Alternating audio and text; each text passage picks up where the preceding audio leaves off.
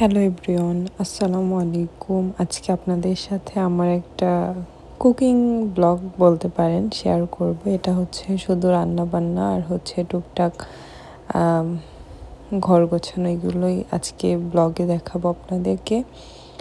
তো আমি হচ্ছে রান্না বান্নার প্রিপারেশান নিচ্ছিলাম। এখানে হচ্ছে রিসেন্টলি পালং শাকটা খেতে অনেক বেশি মজা লাগতেছে, মানে প্রায় আসলে গ্রোসারি করতে গেলেই নিয়ে আসা হয়। তো মোটামুটি ওই 2-3 প্যাকেট করে নিয়ে আসি, কয়েকদিন খাওয়া যায়। এখানে আমি 2-3 প্যাকেট নিয়ে আসছিলাম। তো এখানে শাকটা রান্না করার জন্য পেঁয়াজ কেটে নিচ্ছিলাম। এখানে পেঁয়াজের সাইজগুলো অনেক বেশি বড়, মানে একটা পেঁয়াজ কাটলে দেখা যায় অনেক 2-3টা তরকারি রান্না করা যায় অনায়াসে, এরকম আর কি। যদিও আমি যেটা হাতে নিয়েছি এটা সাইজ একটু ছোট, এর চেয়ে আরও অনেক বড় বড় পেঁয়াজ আছে।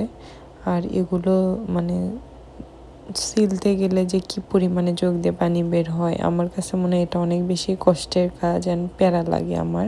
এই জন্য সবসময় আমি অবসর সময় পেঁয়াজ কেটে রেখে দেই, তাহলে সবসময় দেখা যায় যে ঝামেলা থাকে না। কিন্তু আসলে ওই দিন পেঁয়াজটা কাটা ছিল না, তো এই জন্য আমি কেটে নিচ্ছিলাম। আর আমি এখানে রসুন ছিলে নিচ্ছিলাম টুকটাক, আরও যেহেতু তরকারি রান্না করব। আর আমি এদিকে ভাত বসিয়ে দিয়েছিলাম, আমার ভাতটা মোটামুটি হয়ে গিয়েছে। তো সেটা আমি একটু দেখছিলাম যে ভাতটা কেমন হয়েছে। এখন চুলাটা আমি বন্ধ করে দিয়ে, আমরা যেহেতু মানে ছাঁকনিতে ঢেলে দিই একদম, এখানে মার গালা সেরকম কোনো সিস্টেম না। আমি দেখেছি যে অনেক এভাবে মার গালে, তো যার কারণে আমিও এভাবেই করি। তো এখানে আমি পালং শাকটা আমি চিংড়ি মাছ দিয়ে রান্না করব। এটা আসলে এটা হচ্ছে চিংড়ি মাছটা একদম মানে সিদ্ধ করা থাকে, হালকা শুধু একটু মানে রান্না করে নিলেই হয়। এখানে আমি চুলায় পেঁয়াজ বসিয়ে দিয়েছি, আর লবণটা দিলে পেঁয়াজটা খুব তাড়াতাড়ি কুক হয়ে যায়। তারপরে আমি সব ধরনের মশলা দিয়ে কষিয়ে নিয়েছি। আর এ পর্যায়ে আমি চিংড়িগুলো দিয়ে দিলাম। চিংড়িগুলো দিয়ে আমি সুন্দর করে হালকা একটু কষিয়ে নিব, যাতে চিংড়িগুলো একটু হালকা ভাজা ভাজা হয় আর চিংড়ি সুন্দর একটা কালার চলে আসে। তো আর কিছুক্ষণ পরে নাড়াচাড়ার পরে শাকটা দিয়ে দিলাম। শাকটা দিয়ে আমি তরকারিটা একটু মানে ভুনা টাইপের করব, অল্প অল্প ঝোল দিয়ে। এই তরকারিটা খেতে খুবই মজা লাগে, আপনারা রান্না করে খেতে পারেন।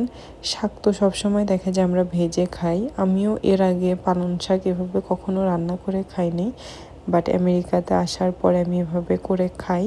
আমার কাছে মনে হয় এটা মানে অনেক মজা আর কি। আমরা তো সবসময় দেখা গেছে শাকটা ভেজেই মানে খেতাম আর কি। তো চিংড়ি মাছটা দিয়ে ভুনো করলে শাকটা অনেক মজা লাগে। তারপর আমি শাকে কিন্তু পানি দেইনি, কারণ শাক থেকে এমনিতেই পানি অনেকটা বের হয়।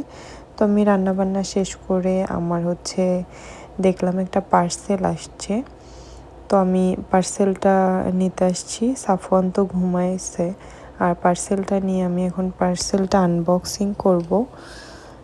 তো এখানে গেস করেন এখানে কি হইতে পারে। এখানে খুব প্রয়োজনীয় একটা জিনিস অর্ডার করেছিলাম।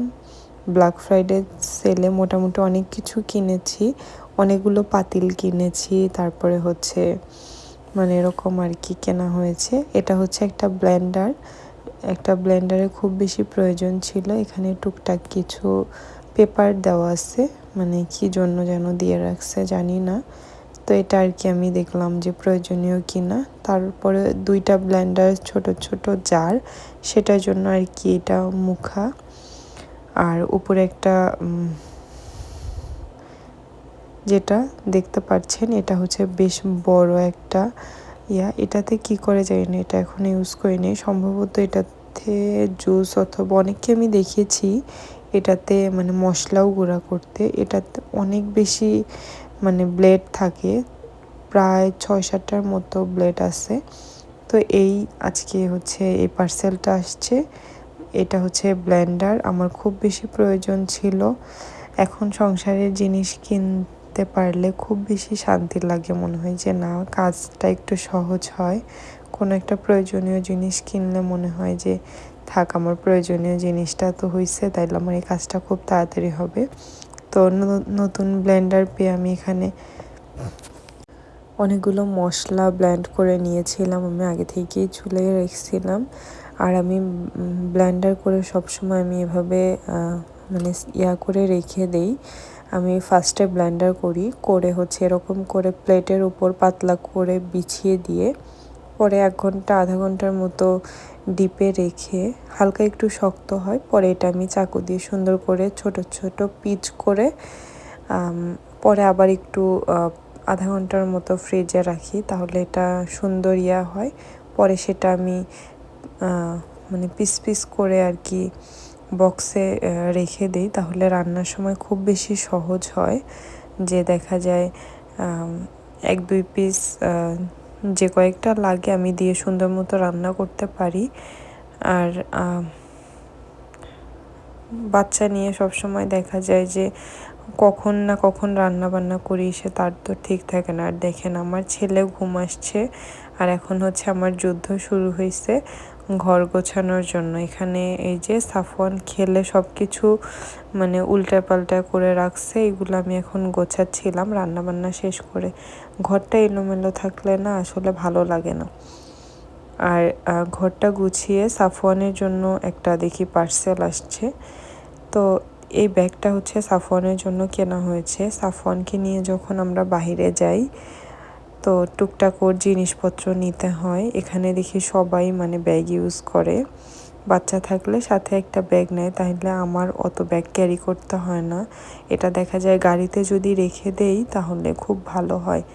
আর আমার ছেলে যে আমার মানে আইব্রো যে পমেট থাকে সেটা আমি ভুল করে মনে হয় হাতের কাছে রেখে দিয়েছিলাম, সে সেটা নিয়ে একদম পুরা ওর সাইকেলটাতে একদম মাখিয়ে আমার আইশ্যাডো মানে পমেটটা খুব বেশি মানে এক্সপেন্সিভ ছিল, সেটা একদম নষ্ট করে ফেলেছে।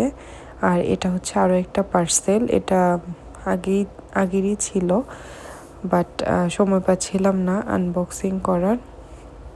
তো এখানে 5টা না 4টার মতো বক্স আছে ফ্রিজে টুকটাক খাবার রাখার জন্য, কারণ এখানে যেহেতু আমরা সব সময় খাবার ফ্রেশ রান্না করে খেতে পারি না, বেশিরভাগ সবাই মানে ফ্রিজে আর কি খাবার রেখে খায়। তো ফ্রিজে খোলা রাখলে খাবারটা ভালো লাগে না খেতে, যদি বক্সে করে রাখা যায় তাহলে খাবারটা ফ্রেশ থাকে আর ভালো থাকে। তো আর এখানে একটা নাইফের সেট অর্ডার করেছিলাম। নাইফের সেটটা খুব দরকার ছিল, কারণ দেখা যায় এই সেটটা কিনলে না সব নাইফ একসাথে পাওয়া যায়। আর এই নাইফের সেটটা এত বেশি সুন্দর আর এত বেশি কাজের, খুব বেশি ধারালো, একদম যে ছোট এইটাতে এত বেশি ধার, মানে একদম মানে মনে হয় যে একদম টাচ করার সাথে সাথে কেটে যায় এরকম ধার। এখানে টোটাল হচ্ছে 5টার মতো নাইফ ছিল, একদম ছোট থেকে বড় সবগুলোই আছে, যেটা মানে যে কাজে ইউজ করার সেটা চাইলে করতে পারবো। তো এক একটা এক এক কালারের ছিল, তো আগেরও একটা আছে, টোটাল হচ্ছে 6টার মতো নাইফ। আর এই যে বক্সগুলো অনেক সুন্দর, একদম হচ্ছে মানে সিলিকন টাইপের, ছোট সাইজ, মাঝারি সাইজ, তার চেয়ে ছোট, একদম ছোট, মানে বেশ কয়েকটা সাইজ, একটার থেকে আরেকটা ছোট, আরেকটার থেকে আরেকটা ছোট। আর সবগুলো হচ্ছে সেম ডিজাইন, বাট কালারটা একটু চেঞ্জ। মানে বাটিগুলো অনেক বেশি সুন্দর। আর এটা যেহেতু ব্ল্যাক ফ্রাইডে সেলে ছিল, মোটামুটি প্রাইসটাও কম আছে, অতটা বেশি না। আর এই দেখেন আমি হচ্ছে এরকম করে মানে ইয়াগুলো রেখে দেই, একটা হচ্ছে আদা পেস্ট, একটা হচ্ছে রসুনের পেস্ট। এখন এটা আমার যেহেতু হয়ে গিয়েছে, এখন আমি এটা এরকম করে একটা জিপলক ব্যাগে ঢুকিয়ে রাখবো। এই যে এটা হচ্ছে জিপলক ব্যাগ, এই ব্যাগে আমি সুন্দর করে এক একটা ঢুকিয়ে ডিপ ফ্রিজে রেখে দিব। আমার যখন যেটা প্রয়োজন হয় আমি বের করে নিয়ে রান্না করব। এইভাবে আপনারা অবশ্যই ট্রাই করে দেখতে পারেন, মানে কাজটা অনেক তাড়াতাড়ি হয়। তাছাড়া দেখা যায় একসাথে রেখে দিলে মানে অতটা সহজে ছাড়তে চায় না, তাড়াহুড়ো করে রান্নার সময় আসলে